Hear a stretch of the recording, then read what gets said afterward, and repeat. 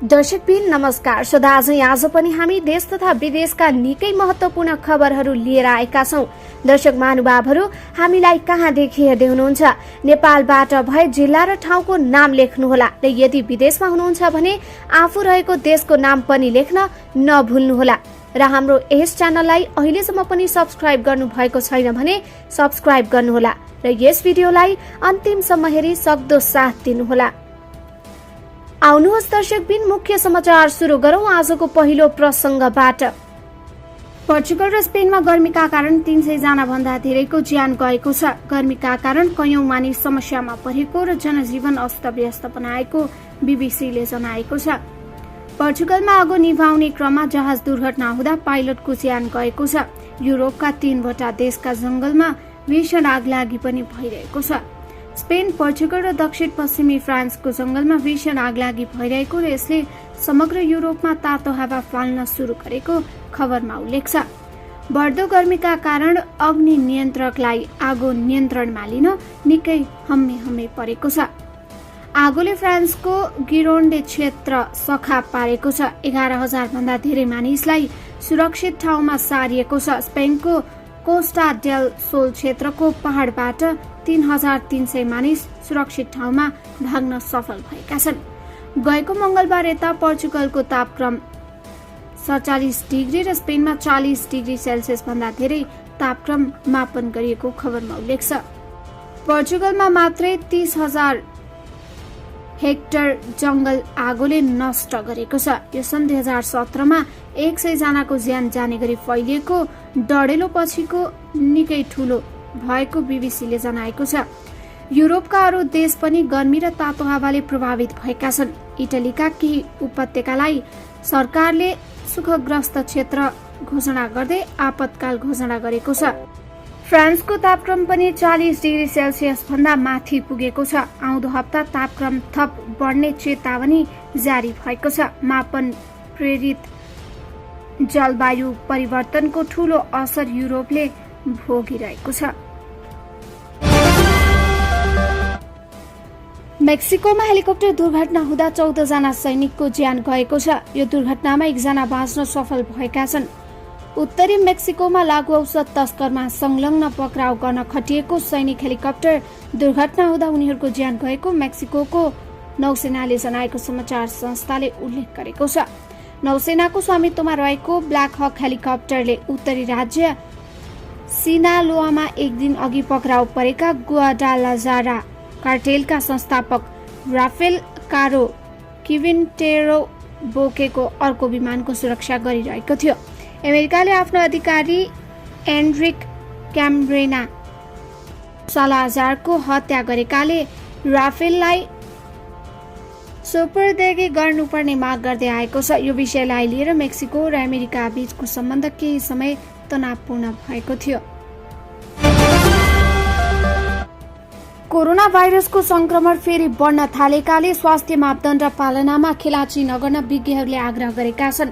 स्वास्थ्य मन्त्रालयका अनुसार हिजो मात्र थप 229 जनामा संक्रमण पुष्टि भएर सक्रिय संक्रमितको संख्या 1,200 नाघेको छ। संक्रमण दर 6% भन्दा बढी पुगेको र अहिले अमेरिकानो भेरिएन्ट र यसमा उपप्रजाति BA2 र BA5 बढी सक्रिय रहेको पाइएको मन्त्रालयले जनाएको छ। कोरोनाको B5 उपप्रजातिलाई सबैभन्दा धेरै संक्रमक मानिन्छ। डीपीडी मियोलोजी तथा रोग नियन्त्रण महाशाखाका अनुसार भारतीय सीमा नाकाबाट नेपाल आउनेमा संक्रमण बढी देखिएको छ। शुक्रराज टिपिकल तथा सरुवा रोग अस्पताल टेकुका क्लिनिकल रिसर्च युनिट संयोजक डाक्टर शेरबहादुर पुनले संक्रमण दर बढिरहेकाले यो बेला नातिन तर सावधानी अपनाउन आग्रह गर्नुभयो। धेरैले खोप लगाइसकेकाले पहिले जस्तो अवस्था गम्भीर नभए पनि स्वास्थ्य मापदण्ड पालना भने अनिवार्य गर्नुपर्ने उहाँको भनाइ छ। घर बाहिर निस्किँदा या भिडभाड भएको बेलामा मास्क लगाउन, साबुन पानीले हात धुन, सेनिटाइजर प्रयोग गर्न र भिडभाड भएको ठाउँमा भौतिक दूरीको ख्याल गर्न विज्ञहरूले आग्रह गर्दै आएका छन्। प्रधानमन्त्री शेरबहादुर देउवाको अमेरिकी भ्रमण एसपीपी अस्वीकार गरेका कारण रद्द भएको सत्तारूढ दल नेकपा एकीकृत समाजवादीका अध्यक्ष माधव कुमार नेपालले दावी गरेका छन्। अमेरिकाको स्टेट पार्टनरशिप प्रोग्राम एसपीपी अस्वीकार गर्छौं भनेसँगै प्रधानमन्त्री देउबाको अमेरिका भ्रमण रद्द भएको उनले दावी गरेका छन्। एसपीपी केपी ओलीको पालामा ल्याएको थाहा भयो। यस्तो अवस्थामा शेरबहादुर प्रधानमन्त्रीले त्यसमा हामी अस्वीकार गर्छौं भनेपछि हुन लागेको अमेरिका भ्रमण पनि रद्द भयो उनले भने। सर्वोच्च अदालतले अर्थ मन्त्रालयको सीसीटीभी क्यामेराले कैद गरेका डाटाहरू सुरक्षित राखिएको छैन भन्ने अनुमान समेत गर्न नसक्ने भन्दै सो सम्बन्धमा तत्काल अन्तरिम आदेश जारी गर्नु नपर्ने जनाएको छ। आज न्यायाधीश कुमार रेग्मीको एकल इजलासले सिंहदरबार देशको केन्द्रीय प्रमुख प्रशासकीय परिषद भित्रको सुरक्षा समेतलाई दृष्टिगत गर्दा सम्बन्धित निकायहरूले सिंहदरबार भित्र पर्ने अर्थ मन्त्रालय लगायत अन्य मन्त्रालयहरूको सीसीटीभी सुरक्षित नै रहेको अनुमान गर्न सकिने बताएको छ। सर्वोच्चले सिंहदरबारको सुरक्षा संवेदनशीलताको कारण यी दृश्य मेटिए होलान् भनी अनुमान गर्न नसकिने भन्दै अन्तरिम आदेश आवश्यक नभएको बताएको छ। अदालतले बजेट निर्माणको गोपनीयता र संवेदनशीलता जोडिएको विषयसँग सम्बन्धित निवेदन भएकाले चाँडो टुङ्गोमा पुर्याउनु पर्ने भन्दै प्राथमिकता दिन अधिकारीहरूलाई आग्रह समेत गरेको छ। अधिवक्ताहरू सरोज कृष्ण घिमिरे, बाबुराम अर्याल र केपिला देव ढकालले अर्थ मन्त्रालय र अन्य मन्त्रालय समेत सीसीटीभी फुटेज सुरक्षित राख्न माग राखी दायर गर्नु भएको रिटको प्रारम्भिक सुनवाईमा सर्वोच्च अदालतले यस्तो आदेश दिएको हो। राष्ट्रिय स्वतन्त्र पार्टी अध्यक्ष रवि लामिछानेले धरानका मेयर हर्क साम्पाङसँग शुक्रबार भेटवार्ता गरेका छन्। मेयर साम्पाङको कार्यालयमा भएको भेटमा लामिछानेले सहकार्यको प्रस्ताव पनि राखेका छन्। तपाईलाई भेटेरै शुभकामना दिन आएको, मलाई पनि श्रमदानमा सहभागी हुने मन थियो तर सकिएछ।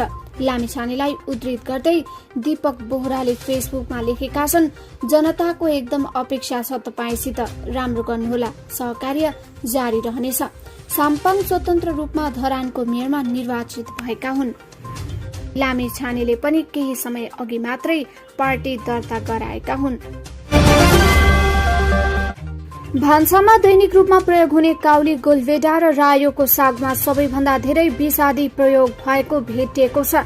केन्द्रीय कृषि प्रयोगशालाले उपलब्ध गराएको तथ्याङ्क अनुसार कालीमाटी फलफूल तथा तरकारी बजारमा गत वैशाखदेखि असार 22सम्म गरिएको विषादी परीक्षणमा काउली, गोलभेडा र रायोको सागमा सर्वाधिक विषादी मात्रा भेटिएको हो।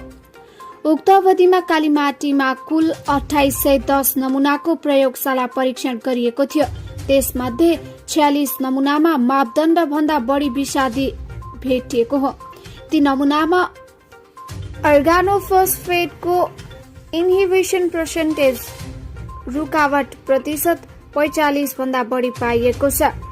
रुकावट प्रतिशत 45 भन्दा बढी हुनेमा काउली, गोलभेडा र रायोको साग सबैभन्दा बढी 7-7वटा नमूना छन्। यी मात्रामा विषादी अवशेष भएको तरकारी खान योग्य मानिन्छ। त्यसै गरी 29वटा नमूनामा रुकावट प्रतिशत 35 देखि 45सम्म भेटिएको छ। यस्तो तरकारीलाई 4-5 दिन क्वारेन्टाइनमा राखेर पुनः परीक्षण गरी विषादीको मात्रा कम भए खाना हुन्छ। चितवन, धादिङ, मकवानपुर, सर्लाही र भारतबाट आयात भएका तरकारीमा बढी मात्रामा विषादी अवशेष भेटिएको प्रयोगशालाको रिपोर्टले देखाएको छ। कालीमाटी, बुटवल, नेपालगञ्ज, झापा, पोखरा र सर्लाहीका प्रयोगशालामा नमूना परीक्षण गराउँदा सबैभन्दा धेरै विषादी युक्त तरकारी कालीमाटीमा पाइएको छ। अधिकांश भूभागमा हल्कादेखि मध्यम वर्षा। आगामी साता देशभर अधिकांश सामान्य बदली रही अधिकांश भूभागमा हल्कादेखि मध्यम वर्षा हुने भएको छ। जल तथा मौसम विज्ञान विभागले साप्ताहिक मौसम पूर्वानुमान निकालेर आगामी साताभरि नै देशका हिमाली भूभागमा सामान्यदेखि पूर्ण बदली रही बाँकी भूभागमा आंशिकदेखि सामान्य बदली भई अधिकांश भूभागमा हल्कादेखि मध्यम वर्षाको सम्भावना रहेको जनाएको छ। विभागका अनुसार साताको सुरु र मध्यमा देशको हिमाली तथा पहाड़ी भूभागका केही र तराईका थोरै स्थानमा हल्कादेखि मध्यम वर्षाको सम्भावना तथा साताको अन्त्यमा देशका पहाड़ी भूभागका धेरै तथा हिमाली र तराईका केही स्थानमा हल्कादेखि मध्यम वर्षाको सम्भावना रहेको छ। साथै साताको अन्त्यमा प्रदेश नम्बर 1 मधेस, बागमती, गण्डकी, लुम्बिनी र सुदूरपश्चिम प्रदेशका पहाड़ी भूभागका थोरै तथा तराई भूभागका 1-2 स्थानमा मेघ गर्जन र चट्याङ सहित भारी वर्षाको सम्भावना रहेको विभागले जनाएको छ। त्यस्तै हिमाली भूभागमा अधिकतम तापक्रम र न्यूनतम तापक्रम उल्लेखनीय परिवर्तन नहुने सम्भावना रहेको र पहाड़ी तथा तराईका भूभागमा न्यूनतम तापक्रम उल्लेखनीय परिवर्तन नहुने तर अधिकतम तापक्रम भने हल्का घट्ने सम्भावना रहेको बताइएको छ। भारतले धारचुलाको धौलाघाट जलविद्युत परियोजनाको बाँधको ढोका खोलेपछि महाकाली नदी तटीय क्षेत्रमा सतर्कता अपनाउन आग्रह गरिएको छ। जिल्ला प्रशासन कार्यालय दार्चुला र जिल्ला प्रहरी कार्यालय कञ्चनपुरले सूचना जारी गर्दै जलविद्युत परियोजनाले शुक्रबार बिहान 5 बजेदेखि बेलुकी 8 बजेसम्म बाँध खोलेकाले महाकाली जलस्तर बढ्ने भएकाले सतर्कता अपनाउन आग्रह गरेका हुन्। परियोजनाले सिल फ्लासिङको कार्य गर्ने भएकाले बाँधको ढोका खोलिने जानकारी यसअघि नै स्थानीय प्रशासनलाई गराएको थियो। भारतले बेला बेला बाँध सरसफाईको काम गर्दै आएको छ। एमालेको स्पष्टीकरण अर्थ विभाग खोटाङका यम अधिकारी हुन्, गभर्नर होइनन्। गभर्नर पार्टी सदस्य नभएको एमालेको स्पष्टीकरण। शैक्षिक योग्यता ठाँटेको भन्दै गभर्नर विरूद्ध वाइसिएलद्वारा अख्तियारमा उजुरी। प्रश्नपत्र हुबहु निकाल्ने र लिक गर्नेलाई तत्काल कारवाही हुन्छ, शिक्षा मन्त्री पौडेल। लघुवित्तको ऋणले परिवारमा विवाद, भाइले गरे दाइको हत्या। सप्तरीमा जग्गा धनीलाई थाहा नदिई जग्गा बिक्री, यसबारे पनि पूरा जानकारी। साउनको पहिलो हप्ता 50,000 मेट्रिक टन मल नेपाल भित्रिने। विराटनगरको रेस्टुरेन्टमा भीषण आग लागि। रुसले युक्रेनमा हमला गर्दा श्रीलंकामा संकट देखियो। सर्वोच्च अदालतको भवन निर्माणमा अरबौंको अनियमितता। देशभित्र मात्र होइन अन्तर्राष्ट्रिय स्तरमा पनि गठबन्धन हुन्छ, परराष्ट्र मन्त्री। एसपीपी अस्वीकार गरेको पत्र तत्काल अमेरिकालाई लेख्न सरकारलाई संसद श्रेष्ठको माग। यस्तो रहेछ आज र भोलिको मौसम, कुन कुन ठाउँमा पर्छ त पानी, यसबारे पनि पूरा जानकारी। चिनिया नेतालाई भेटे लगत्तै माओवादी अध्यक्ष प्रचण्ड अचानक भारत जाने, यसबारे पनि पूरा जानकारी।